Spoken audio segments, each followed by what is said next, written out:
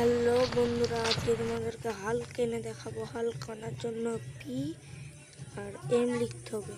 লিখে এই 1 আর 0 লিখবে। তারপরে দেখবে এই দেখো সাইডে একটা লেখা উঠেছে। তারপরে এই ব্যাক সুইচটা টিপবে, দেখবে হাল্ক চলে আসছে। এবার 3 রকমের থার এনে দেখাবো তোমাদেরকে। হচ্ছে থার রোগ, রিয়েল থার, আর এটা হচ্ছে মনস্টার থার।